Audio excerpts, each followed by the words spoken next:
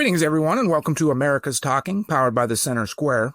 I'm Dan McCaleb, Chief Content Officer at Franklin News Foundation, publisher of the Center Square Newswire service. After deploying the National Guard to Washington, D.C. to fight crime in the nation's capital city, President Donald Trump signed an executive order this week to withhold federal grants from jurisdictions with no cash bail policies. Joining me to discuss this is the Center Square Washington, D.C. Bureau Chief, Sarah Roderick-Fitch. Sarah, tell us more about this executive order. Yes, so this is one of his latest things to sort of crack down on sort of crime, or his to sort of get his law and order initiative out there. And so the first one was to revoke, basically to rescind the cashless bail policy in DC, which is very kind of different to the approach on that one from the nationwide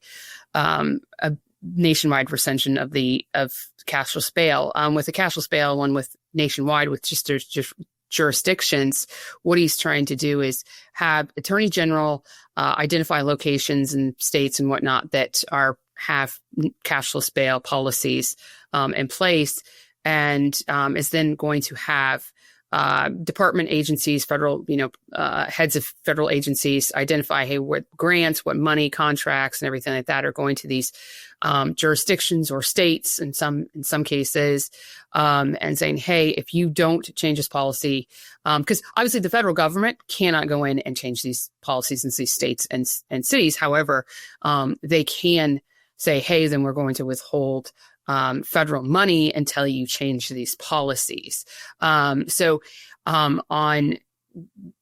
of Republican sides, or people who are critical of cashless bail, they believe that sort of it takes away the incentive, like that financial incentive. It also sort of becomes a revolving door for criminals, lets them out pretrial. I mean, there's different, each jurisdiction, each place that has it, they vary as far as what they would consider cashless bail. I mean, sometimes it's just misdemeanors. A lot of times it's, if you committed felonies, no, you can't get cashless bail, and whatnot. But it's an interesting thing, and seeing how it's going to go. I think it'll be interesting once Congress comes back, because especially with the DC one, really the president's kind of limited on that. There's really going to be a lot of have to really rely on Congress to sort of get some of that stuff through.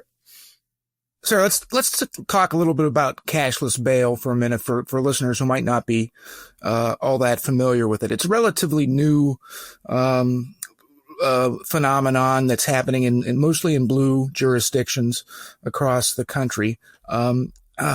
Advocates for the system say it's a fairness and equity issue. Individuals who have been charged with a crime but have not yet been convicted, these advocates say they shouldn't have to languish, in jail just because they don't have the money in their bank account to post bond, while more well-off criminal suspects who are arrested for a crime who are able to post bond, they're able to get out of jail pre-trial until their case is adjudicated. But opponents, as you've said, say it's a public safety issue. Accused criminals who are released without posting bond sometimes commit additional crimes while they're out on pretrial release. I'm here in Illinois. Illinois enacted cashless bail for almost all crimes in 2023, the first state to do so statewide. And that includes both misdemeanors and felonies. We have a recent case here in Illinois, for example, where a Mexican national who was in the U.S. illegally concealed the death of a young woman for 2 months. He said the woman overdosed in his home, and he was concerned he would be accused of killing her, so he dumped her body in a trash can, kept it there for 2 months until authorities got wind of it and found her. When police discovered the body, he was charged with 3 crimes, but under what's called in Illinois the Pretrial Fairness Act, he was released without posting bail. Many in the law enforcement community, many Republicans in the state said that shows an extreme flaw in the system. This person should not have been released pre-trial without having to post a bond. He is a foreign national. He could, flee the jurisdiction, not show up for his court dates, etc. So that's essentially what Trump is trying to address with his executive orders. Yes, yes. And there's been a lot of pushback. I mean, and yes, like places like Illinois, or New York, LA, with this cashless bail, with these, there has been some, serious cases where it's been ongoing, where it's, it's felonies, or it's, serious crimes, or even some of these people committing maybe lower, tiered crimes, and then they're immediately released and go out and do another one. And there's even been criminals even recently in DC that were released and have basically said, well, we know we're just going to get out. We know. So there's really not that consequence. There's no consequence to our crime. So we're going to go out and do it again. And so Republicans have pointed to that. Obviously, yes, Democrats or supporters of cashless bail say, hey, it's an equity stuff.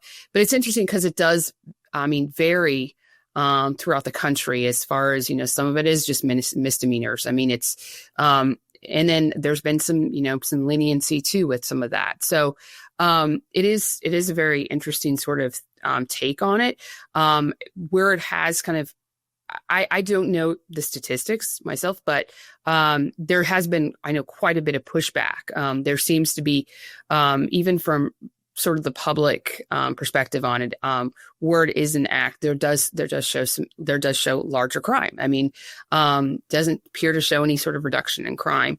And as sort of the Republicans should say, hey, it's a revolving door. And so that's what President Trump is trying to tackle here. Is one of the things he's trying to do is like bringing back law and order. But it is kind of interesting though with DC. I mean, it appears that he's trying to get it done mostly in DC, because his executive order said we will be taking steps. It will be taking steps to eliminate it throughout the country. So we don't know the timeline really on that, how long that's going to take, what's going to happen.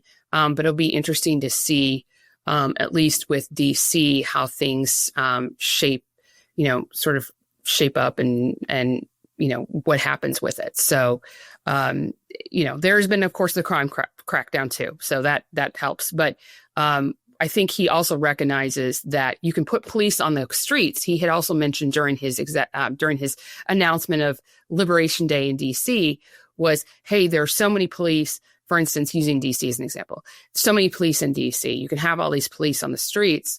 But one of the issues he's trying to tackle is sort of, the judicial side of it, the prosecuting, the judges, and all of that other stuff. So I think he's trying to tackle sort of crime and law and order, both with the policing side and then also, with judges and prosecutors in this sense.